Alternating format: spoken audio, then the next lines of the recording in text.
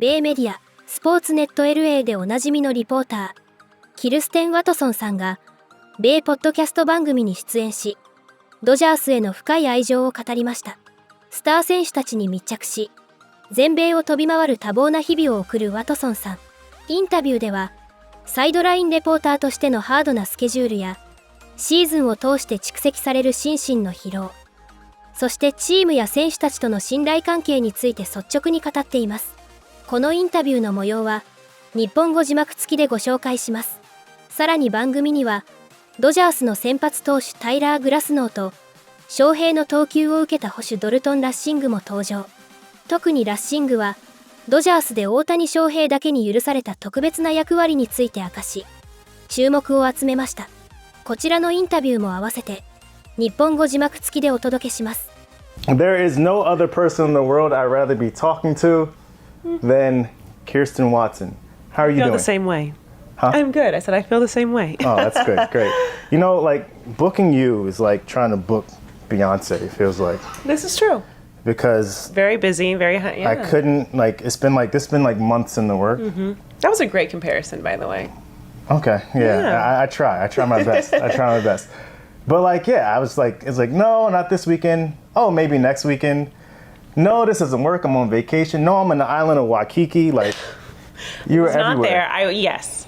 I Yeah. will say the Dodgers have a very demanding schedule. They do. And a lot of travel and, but we made it work here in Yeah. Boston. Yeah, here in Boston. There's rainy no Boston. better place to be. So Probably a rain delay.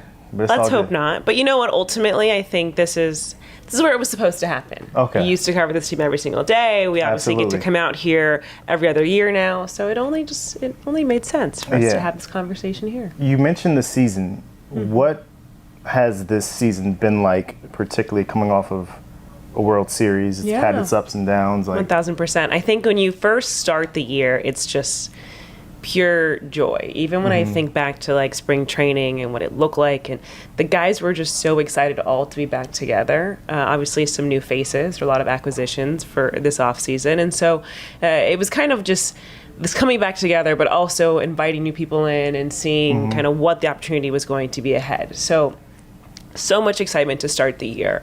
Then comes the injuries, and that's something that the Dodgers battled with last year as well. And we saw whether it was Yoshinobu Yamamoto and how he was shut down in the middle of the season and then came back and went on this tear for the postseason. So there is still this idea that it's okay, but yes, there have been the ups and downs. We've seen Freddie Freeman, who started this year unstoppable, and now he's getting back on track as of late, but he kind of had a moment where he was in a lull, and it was an extended one. That's not something you often see with a player like Freddie Freeman. Mookie Betts is another perfect example. And his year's been like bizarre. Yeah, it has, Yeah. especially considering one, with the move now to being the everyday shortstop, the defense has been spectacular. But now offensively, the numbers they're not awful, don't get me wrong, but they're just not where he's used to seeing them. And so you're starting to see the frustration of that building on him. So there have been things like that you're just not used to seeing with this organization, and a different type of struggle. The pitching injuries, unfortunately, we've seen it. Kind of feels like year after year. Yeah. But when you do go into the season with the hope of, okay, we're going to go big with the acquisitions in the offseason so that we don't have to spend when it's the most expensive time at the trade deadline, where they now unfortunately are in a position due to some of these injuries where they might have to spend at the trade deadline. You mentioned the trade deadline, but the thing that I like about the Dodgers the most, I think more than any other team, is that they go for it, right? They do, yeah. And no, but the thing I like about the Dodgers, so yesterday, you weren't here, but these fans are traveling. Yeah. Right? Oh, yeah, And I because think Pantone 294 was here. That's it's- our fan group. But it's traveling like more than like any like Dodger team or like years that I've ever seen, because like typically that was like preserved for like the Red Sox and the Yankees. Interesting. Okay. Like earlier, I'm not saying like, Yeah. I'm saying like back in the days, like pre 2000, say 18, I guess. But now it's sounding like Dodger Stadium, and I think that's like the reward of having a team that's involved in every single acquisition. Am I wrong? I agree. No, I agree. And I will say, because the Dodgers are willing to spend because they want to win. They've shown it's a desirable place for players to want to be. Yes, the taxes are not great in California, but, you know, when you do get to play for an organization like the Dodgers that's going to put the efforts into their players, to the success, to their players' families, like, these are things that whenever you talk to guys, not only is it, okay, on the pitching side, we've got gurus in our organization that they are excited to. Oh, yeah. Ooh. Gurus. That they want to work with. There are, you know, there is that side of the game, but there's also just the experience of playing for the Dodgers and the fandom and the excitement. And yes, of course, Shohei Ohtani now being in Dodger blue, like that has added to it. But there's just, I don't know. The Dodgers do travel well. That's everywhere. We'll be in Cincinnati, and there's going to be a sea of Dodgers fans. Just because I also think these are fans that love the game so much, and they love the idea of going to all the different stadiums. And obviously, we're what now? 2 years into the balance schedule, and so now there's more opportunity to come here, but you're still getting those fans who've never been to Fenway, and so I think that's a part of it. And just this matchup is so exciting, and it's a weekend in Boston, it's a summertime, like a lot of that makes sense. But no, I mean, when we were in Tokyo, it was insane to see like not just the Dodger fans there, but like the domestic fans that traveled to Japan to see the Dodgers overseas, like. Yeah, going to Tokyo is not a hop, skip, and a jump. I would just like, get them in the States. No, but like I think that's a perfect example of just like you're seeing it. Not only like it's everywhere. Yeah. Hello. You mentioned that the travel, and as much as I want to make this about the Dodgers, I also want to make it about you as well. I just got off the beat after 7 years, and the thing that I noticed most once I got off is like when you take a step back and you breathe, it's like Jesus, like that's a crazy schedule. Yeah. In terms of just road trips, travel, even like the home games, like you seem like you're always like on this like hamster wheel almost. Where you're always just trying to. It's nonstop.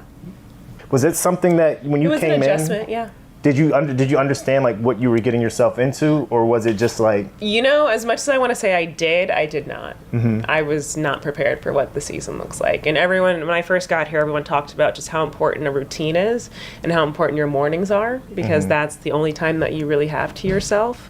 And I was like, oh yeah, I get it. But until I really experienced my first year, like I had no idea. Yeah.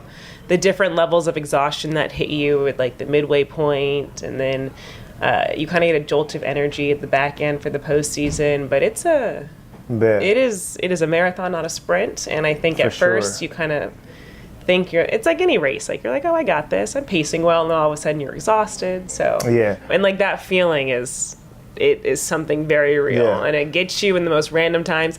And even like I've had moments where I was talking to some of the guys down like in the dugout, and I'd be like, man, I'm so tired, and then I'd catch myself and I'd be like, oh, but like, am I allowed to be tired? I'm so sorry. You are. I remember, but the thing is, and the guys were like, you're in this with us. Like, yes, like our jobs look very different, but like you have to be like on all the time, and yes, sitting like down you're allowed to be tired. Cold, like you're allowed to be tired. Rain. Yes. Yeah, absolutely. But it was funny. Like the first time I said it, I was like, but not as tired as you, because it's a different type of tired. Last couple of questions. I know you got to go. You're a busy woman, but what do you say to like people that want to get into the industry? Because when people come up to me, like there's so many different ways to get in now. Like I don't know. Like, right? Like I went this traditional route, and I just happened to be luck out and sort of get into this space. But what's that message like for especially probably young girls as well? I would say that one, it's like every route is different. As you said, like you kind of went more traditional in the sense of being a writer and things like that. Like on the TV space, it's anything is possible, to be honest. You might blow up on TikTok, and then you could be in another space where you now have the opportunity to be interviewing for a sideline job. Like everything is so different. I started behind the scenes as a production assistant. Honestly, my path to baseball was very random.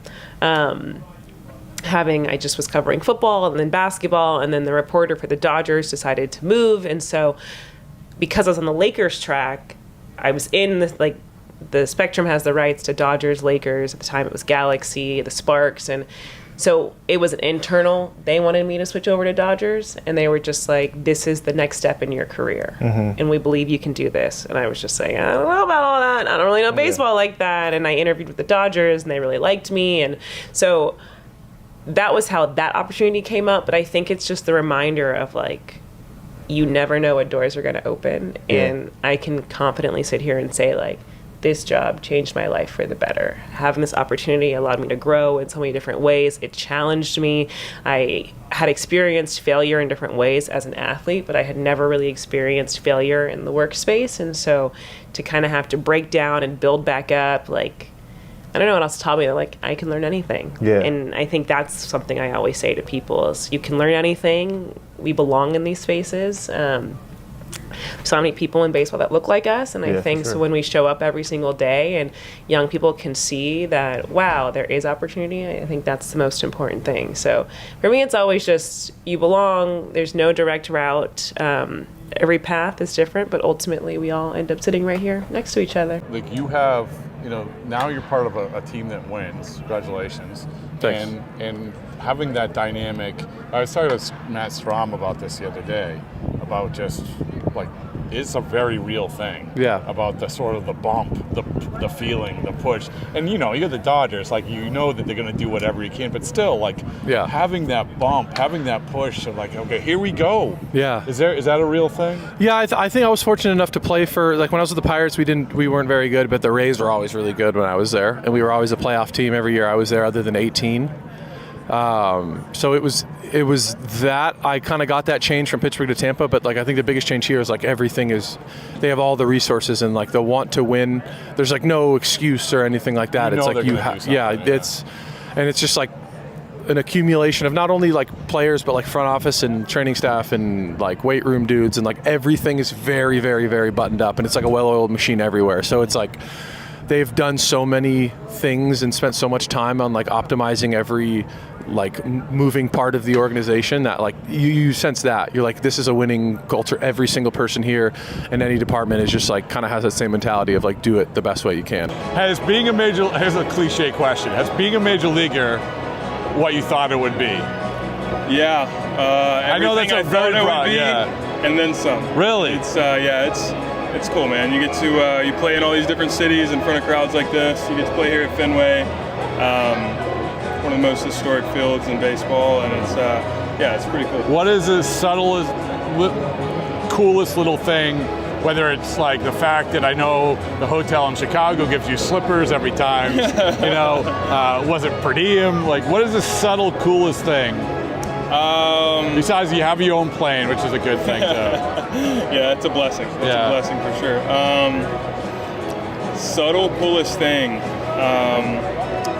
Honestly, I guess you would just say the emphasis we put on security. I think it's a little different in LA with the Dodgers, and even everywhere we travel.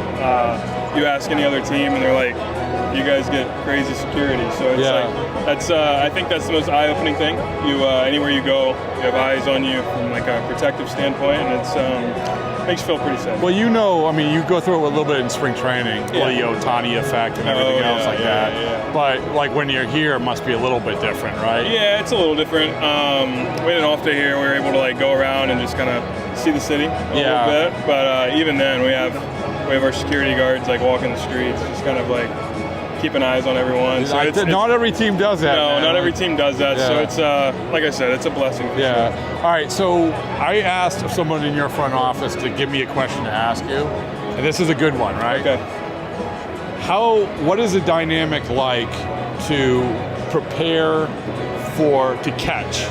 To know the pitchers, know the opponents, and everything else when you're not playing like as much as you used to. Because this is the first time in your life like you've had to deal with this. Yeah. And do it. By the way, it was a compliment. They said that you're doing it really well, right? So like I'm like, oh, that's a good question. Yeah, it's tough. I think from a catching side, it's build the relationships with these guys in the clubhouse. We go out to dinner, I get to know these guys even better.